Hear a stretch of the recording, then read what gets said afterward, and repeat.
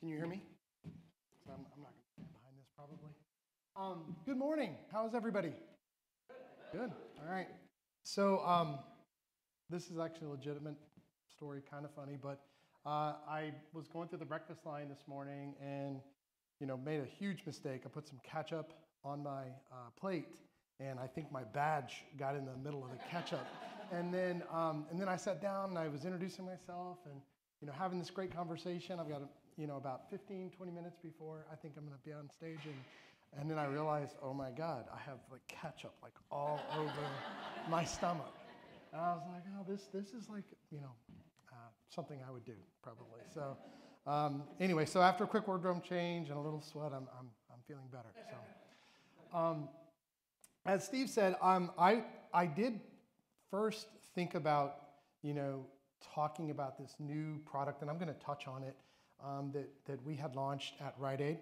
I'm going to talk a little bit about Rite in a moment, but I sort of had this urge to come out and talk about what the real problem was at Rite, which is we didn't have enough of our consumers using our products. And it was becoming a glaring issue that we really need to get back to basics and focus on that before we started launching a whole lot of new, bright, shiny objects that we would take into our investment committees and try to justify.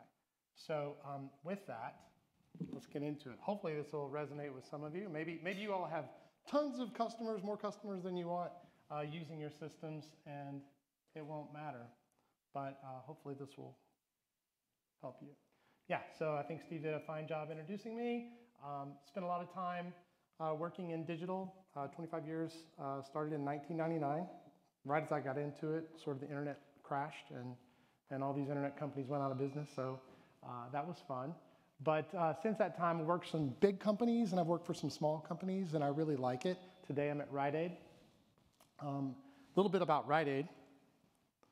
Rite was founded in 1962 in Scranton, Pennsylvania, home of Dunder Mifflin. And in 1981, it became the third largest pharmacy in the US. Shout out to Emily, who I was talking to last night.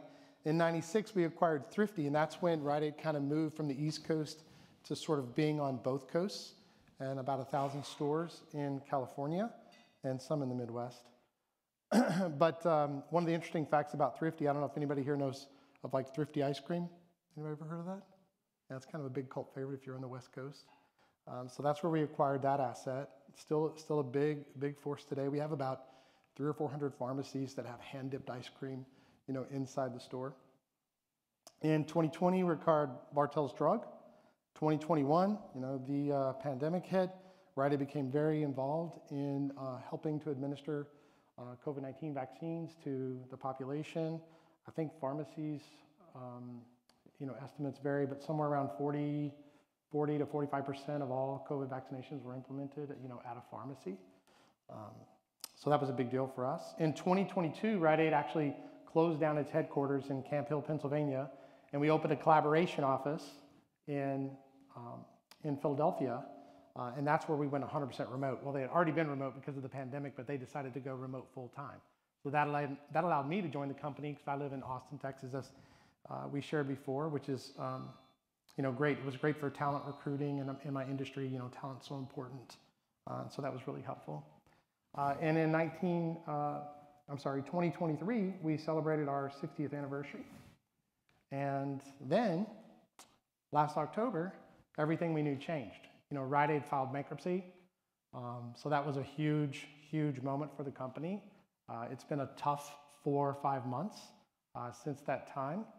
During that time, we're restructuring the company, right-sizing corporate staff. We've shut down about 400 unprofitable stores. And it's been a moment for all of us. But as we kind of work through this restructuring, we're emerging as kind of our Rite 2.0.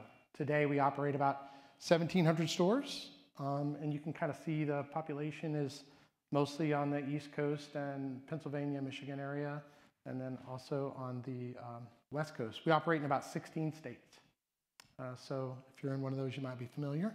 Otherwise, maybe you're not sure if you've heard of Rite before. We're also in the midst of relaunching our brand. And I'm talking to a group of marketers, so I wanted to relate to you guys. I'm more of a digital product and strategy guy, but our marketing is we're rebranding. It means more, and it's more than just a marketing campaign. We're really trying to think through how we can change everything we do to be more customer focused and impact the communities in which we serve. So when in my role at Rite Aid, I'm really responsible for a broad set of digital capabilities that span, our pharmacy capabilities as well as our shop, as well as sort of our loyalty program. And so, if you kind of look at it, there's a pretty big surface area, and there's a lot of investment, that's required to service all these things. We're going to talk mostly about our pharmacy today, but just in the shop arena, if you think about, we have buy online, pick up in store, we have same-day delivery where you can order products online and get them in 2 hours. We have partnerships with DoorDash, Amazon, Instacart, Uber Eats, all those things to try to help make our products more accessible to the people that live near our stores. Lots to do around loyalty and coupons and discounts and promotions and weekly ads and things like that. So there's a huge amount of effort going on in that area of the business, but pharmacy is our core. About 80% of Rite Aid's revenue comes from the pharmacy space, so we really try to focus and preserve that capability and dedicate a lot of our emphasis to making that better.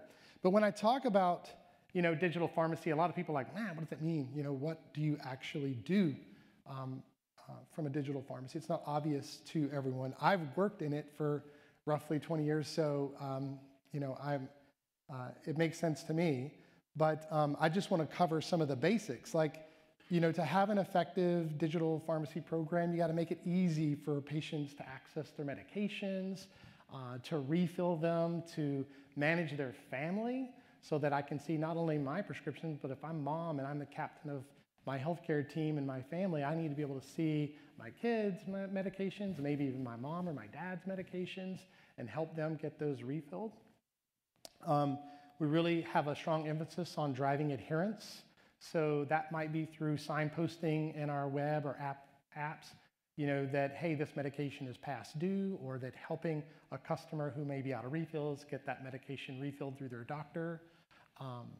We also have a huge messaging program that I'll talk a little bit about, but probably one of our most important programs is just like regular communications to patients about their medications, whether that's, again, the status of their order that's behind, pushing them to be adherent to their medications. We all know adherence is a huge problem in the pharmacy industry.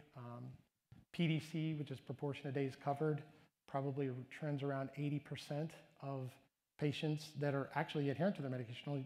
They're considered adherent if they're taking it 80% of the time, right? That's a good score. So huge problem in our industry. Anything we can do to move that. In fact, we have metrics in the company that moving, 1% PDC score for our patients across the board, is worth millions and millions of dollars in terms of EBIT. So I talked about family management, prescription status. We even have features like when your prescription is ready, you get a notification that says your prescription is ready. How do you want it? You want to pay for it now so that when you swing through the drive-through, it's an easy transaction, or would you like us to deliver it to your home? And if they do say they want to deliver it to the home, then how do we get that to them? We have a series of partnerships to help us get that done. I talked about vaccines earlier. So huge, that's a big part of our business now. In terms of adult vaccinations, I think pharmacies recently surpassed physicians in terms of administering adult-related vaccinations. So it's a big focus of our stores. And in order to manage that workflow, we really try to encourage our patients, it's not required, encourage them to schedule their vaccine so that way when they get to the store, we're expecting them and we can get them through that process quickly. But there's a whole lot just to that, right? So like, which vaccines do you want? Would you like to get multiple vaccinations, at the same time? Giving them reminders so that they don't miss their appointment. We have an integrated workflow system in our pharmacy so that it facilitates that visit quicker, so that it helps automate the prescription creation process and get that patient's vaccination done quickly. And then patients can come onto the site and see a vaccination history, all the vaccinations that they've received at Rite Aid. This is kind of one of the new tools I wanted to talk about, which is pretty cool. With all this data we have on our patients, we're actually able to mine that data and identify clinical significant opportunities for a patient that would improve their health. And oftentimes, these actually improve the patient health, and it's good for Rite Aid too, right? It's good for Rite Aid if you take your medication. It's good for the patient too. And in fact, that's, I worked outside of healthcare for a few years, and that's something that I was having a conversation with some folks last night. We do have this great, opportunity working in the industry that we're in is oftentimes our goals can align with the patient's outcomes, right? If we can get patients to do things that are good for them, it's also oftentimes good for our companies.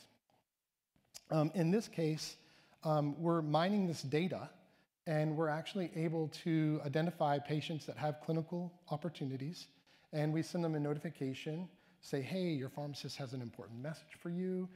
They can click on that link, they can put in their date of birth and last name, they don't need an account, and then they can see a list of these opportunities that would be good for them to act on, and then they can actually take an action to actually close that gap. Maybe that's a gap in care, maybe that's refilling a prescription that's past due, maybe that's signing up to receive an immunization because they recently turned 50 and they need that Shingrix vaccination or something to that effect. But those are the sorts of interventions that we're now delivering through this channel. This is called our Care Reminders section on Rite Aid. And it's really been a powerful tool for us to help move the needle and improve patient health while also driving our bottom line. But the list just keeps going. And that's sort of the problem that I'm having, or the problem that I was facing at Rite Aid, is there's all these things that we really need to do, or we think we need to do. And that presents a problem I think that a lot of you probably face. I think that we're in this healthcare investment problem. At least that's a problem that I'm having at Rite Aid. And it's that the customer expectations are really set by companies like Amazon, Google, and Apple. And just because you're at a healthcare company or a retail healthcare company, which is also a challenge, that doesn't give you a hall pass, right? The expectations are still way up here that you be able to deliver that retailization of healthcare. And for retail companies and for retail pharmacies, there's some budget tightening happening, not just at Rite Aid. You can see this is an industry-wide problem that's really stemming from shrinking reimbursements, from the whole healthcare system. Everybody has an eye on healthcare costs, how we can get healthcare costs down. So, that's looking to force companies to be more efficient. And then when I come in with my whole big list of activities that I want to get done, I get a lot of scrutiny, from management saying, hey, how is this stuff delivering back, in the ROI? So that sort of forced us to get more disciplined around how we measure ROI. I think years past, I think that there was so much emphasis on moving to digital, right? Every board and every senior leadership team knew they had to catch up digital-wise. So there was a lot of money being thrown at digital teams. And there was still some investment scrutiny, and you didn't get away with doing dumb things, but I thought the scrutiny was a little less. And what I've noticed in the last 4 to 5 years, it's gotten a lot more difficult to justify additional investments, whether that be headcount to support all the initiatives or just new capital or relationships with new vendors and new capabilities you want to bring online. The good news, I like working at Rite Aid, is very pragmatic. If you can show, a business case, you can get the funding there. So that's been awesome. But that does force us to, as marketers and as digital and product, professionals, to get more sophisticated, and it can be really challenging to measure incremental lift, right? Because I think all of you in marketing, you already understand this natively, but it's not just about how many transactions or how many incremental sales you can drive in your channel, but how are those sales or transactions incremental to the organization, right? How do you just prove it's not channel shift? I heard Sandy or someone talking about they called the doctor's office to set that appointment. They found out that they needed to maybe go to an urgent care, well, would an online scheduler have helped in that situation? It would have made it more convenient maybe for Sandy, but would that appointment have been incremental to the organization, or is that just a new channel that you're introducing that gives customers choice? And I think we're all very focused on the customer experience and all realize the customer experience benefits to giving customers more access to digital and more access to convenient features. But increasingly, we're being forced to show that these investments are delivering incremental business, not just a new channel, right? And so that is a challenge. So when you're doing that exercise, you know, the gold standard is obviously like a holdout control. If you can actually create an experience where you're taking a cohort out of the population and not showing them this feature or not sending them this communication, you're actually really able to, you know, get some data scientists and analysts, and I'm not one of those, but I work with them, and they're able to actually show that, you know, this capability was delivering some incremental lift, because you can look at your cohort who received that experience or that communication, and you can look at the cohort that didn't receive that, and as long as you can track those, you can measure it. Now, that does require, you know, some advanced planning. You know, it requires that you can randomly randomization methodology. Oftentimes it means it needs to be a discretionary feature, a feature that you're willing to like not show to everybody. So if you think about my the flu or the COVID immunization scheduler, that was not discretionary. We had to get that out to everybody, right? There's no way to do a holdout control on that to understand if it was incremental. And you needed this ability to kind of watch this over time, because, you know, in order to reach statistical significance, you're going to have a certain number of transactions. What? Certain number of transactions happen before you can have confidence that those results are really statistically significant. So while it is the gold standard and it's something that I push my teams to always endeavor to do, quite frankly, it's just not always possible. And one of the questions that we were being asked is, well, what's the value of just our basic core prescription management capabilities that, Dustin, you and your team want to just keep investing in? You want to keep making it easier for people to refill their prescriptions or to sign up their family or to connect all this data. What's the value there? And this is something that it's core to our business. We can't just like take it away and not give it to some people. So we went on this journey to kind of try to figure out what the value of that was.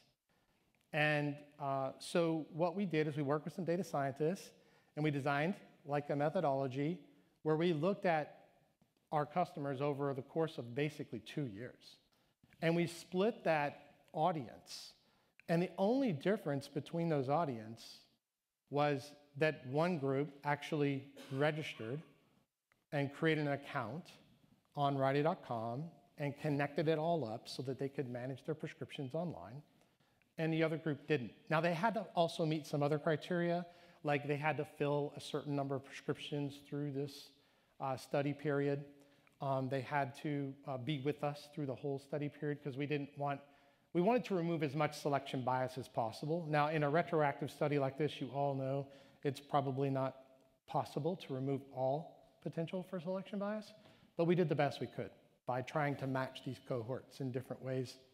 And so what you're really looking at, if you look at the little graph on the right, forget all the words, we looked at people before that period in the green, that center section, and we tried to find people that looked alike in those periods.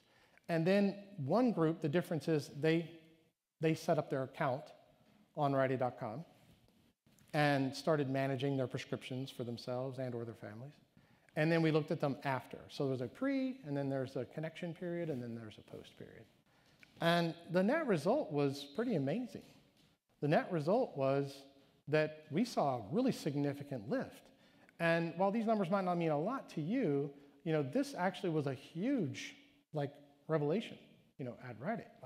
Wow, we were doing all these other little bells and whistle things, and we were hoping to get a PDC lift of a couple of, points. Hey, if we can move this population from X to Y, we can generate this much incremental script lift. And this was like, whoa, this data doesn't look right. It's too big.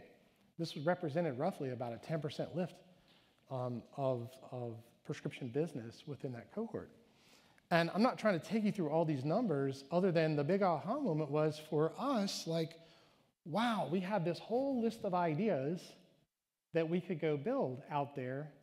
But the biggest idea, really, in terms of impact to our organization, was just getting more of our customers to use the features we already had.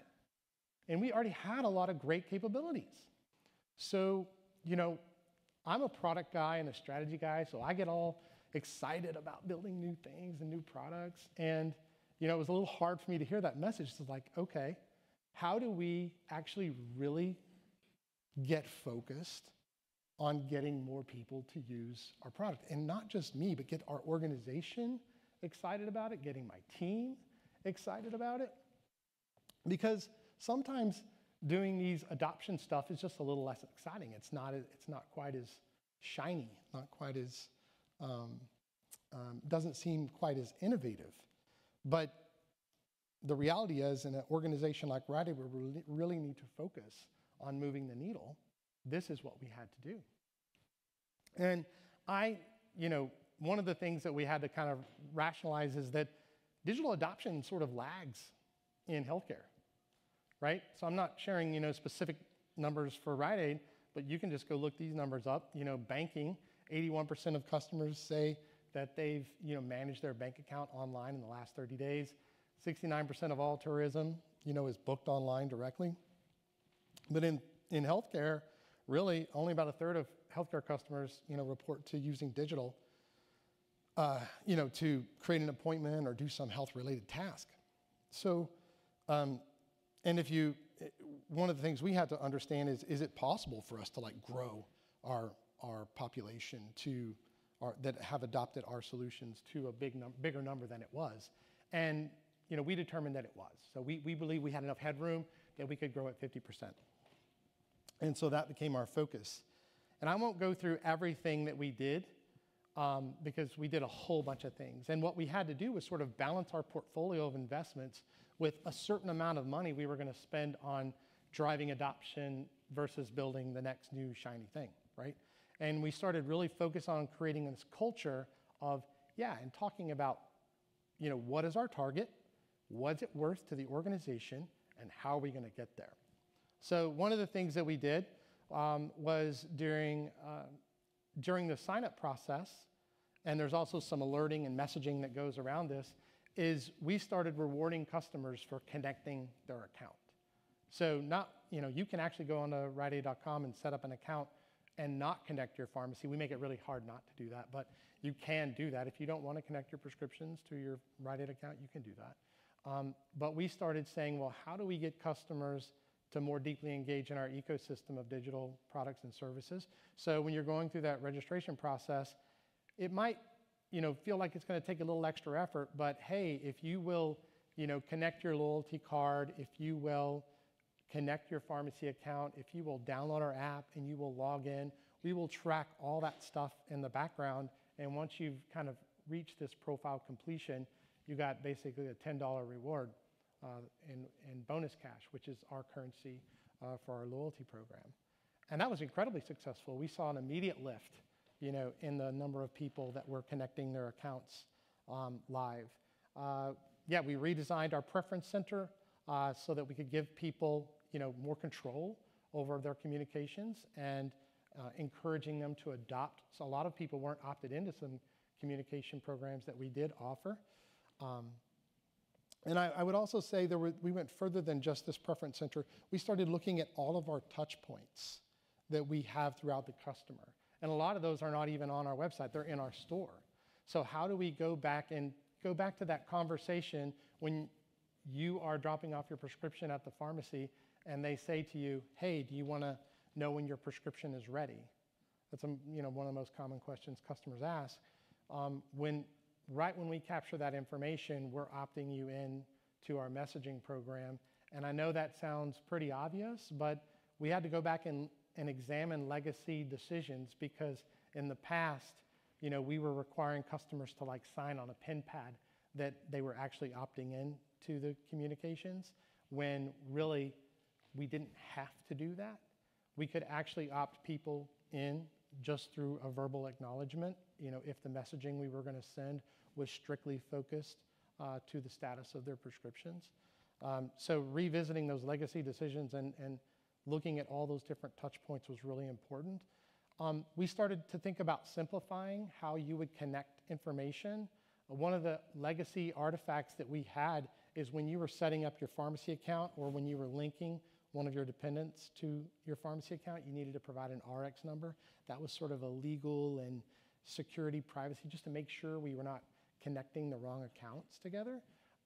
But we basically determined that that was putting way too much drag, too much friction on the customer experience, and customers were abandoning that because, hey, when I sit down to create my account, don't make me go look for a lot of information.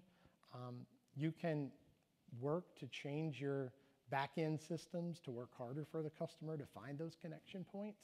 When I think out across my own personal experience with a lot of healthcare companies that I work with, whether it be insurance companies, payment systems, a lot of times they're asking me to go find an account number or go find a member ID in order for me to connect. And all that friction adds up. People abandon, they don't sign up.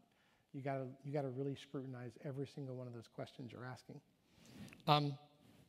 And then really making it easy, signing with a verification code. I don't know how many people can remember the different passwords that you're setting up your account, unless you're like me and maybe you use one password for everything, which is probably not recommended. But this adoption of these new technologies like signing with a verification code is becoming really, really popular in a lot of retail settings, and we implemented that and saw an immediate lift, in the number of customers that actually successfully logged in to manage their prescriptions. So kind of as I think about wrapping up, I wanted to summarize the journey that we've been on and, if it's helpful for you guys at all, just to kind of recap what we did. So the first thing that we did was we really tried to define the value. So everything that you're building, you obviously have to build a business case, but you have to think about how you're going to measure that value. And then I think it's really important to establish those targets, with your team, with your organization, and you have to be an evangelist. You have to always be asking, hey, how is this affecting our digital adoption? Are we getting our customers to use this? What else can we do? And then next thing is evaluate every touch point that you have with that consumer. So looking across your whole ecosystem, everywhere you have an opportunity or everywhere you have a partner that has an opportunity, you have to ask yourself, is there a way for us to insert ourselves into that interaction, and can we get some value? Can we progressively reveal ourselves to the customer? Maybe if I can just get their SMS contact information here, I can use that information later to get them more deeply engaged into the program. Also, you have to remember what's in it for the patient, the big WIFM. In our case, hey, being able to manage your prescriptions, that is something a lot of patients want, that ease and access to do, but sometimes they might need a little extra nudge in order to take that extra effort. The $10 bonus cash was great. We definitely demonstrated that created a lift. You always have to make it easy. So, think about removing friction from every place where you're trying to drive adoption. Even the tiniest, small thing that might seem small might be causing a lot of your customers to drop out. And when you're looking at a conversion funnel, you're trying to improve every step conversion that you can. So really focus on making it easy. And then as you move towards that goal, you really need to celebrate that success with your team. What I kind of observed within my own team, as I exhibited a lot of enthusiasm for the growth that we were having. The team, it got more infectious and more ideas came out. Well, what if we did this? that might be a way that we could actually get some incremental lift in our adoption. And sort of we started developing this culture of adoption. And now it's great because that's, I see a lot more ideas coming forward on how we can drive that adoption within the team. And I'm proud to say that we achieved our 50% increase in engagement, and in pharmacy engagement before our goal. Our fiscal year wraps up at the end of February, and we're ahead of target, so super happy. Anyway, that's our journey, and I hope this was helpful. I think I'll pause and see if you guys have any questions. Thank you. Thank you very much, Dustin.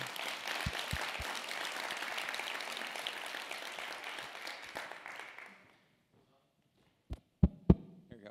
We have time for Q&A throughout the next few days. If you have a question, we want to get to know you, so please raise your hand, wave so you can see it, because I can't see too well in this darkened room. And we'll get the mic to you, stand, and let us know who you are and who you're with. So any questions for Dustin? Yes.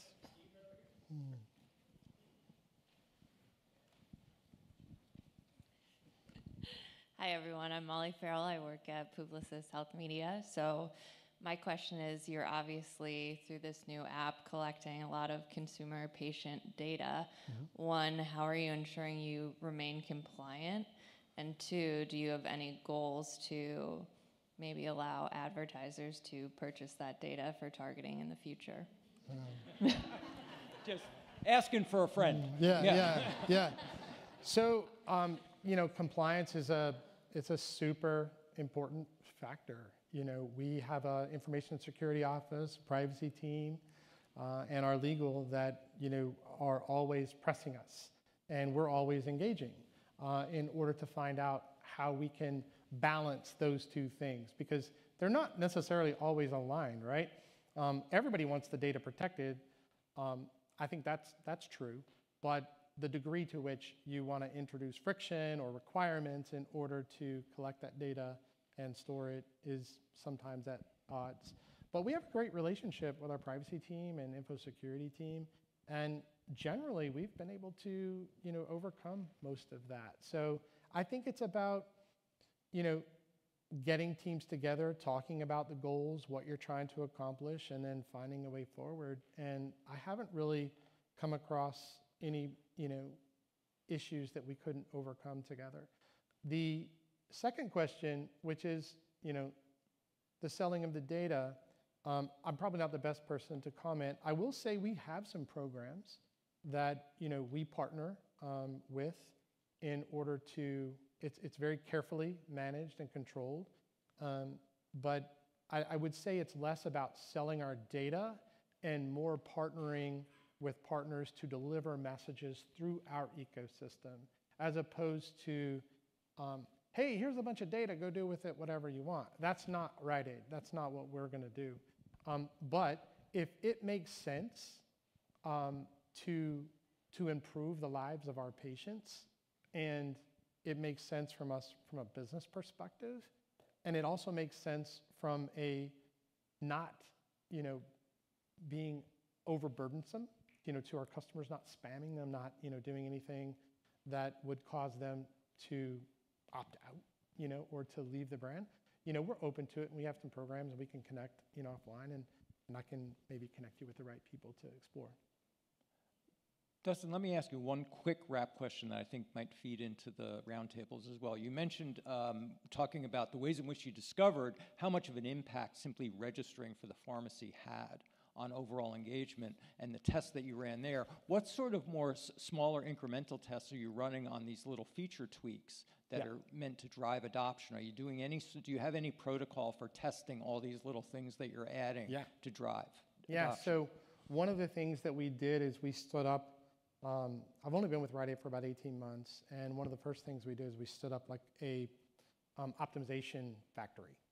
And one of the things that they specialize in is a lot of A/B testing and multivariate testing and holdout controls. So we do a lot of experimentation, and when possible, as I mentioned, we try to do the holdout methodology where, we suppress the new feature, or we suppress the messaging, to a cohort of patients, and then measure the incrementality from that. So like as an example, our messaging program, we're in the midst of like turning that over into a whole new system. So we have a legacy platform that sends out all of our messaging platform. We're migrating that onto a new platform that's going to allow us to more efficiently do holdout controls. Like we specifically selected this system so that we can say, you know what? We want to be able to quickly create 2 audiences here and send out message A to one audience and send out to message B. We couldn't do that on the old platform. So we're not doing that yet, but that's the journey that we are on to enable us to do that. Because once we have that infrastructure in place and we can iteratively do that, we think we can go really fast. And we think we can see, we can generate a lot more lift and a lot more improvement in those messages. So really, it's sort of, we're on a journey of becoming an experimental culture. And I think we do it good. We do it pretty well in some places, and we don't do it so well in other places. So, on a journey. Dustin, thank you so much for kicking us off. Yeah, thank you guys.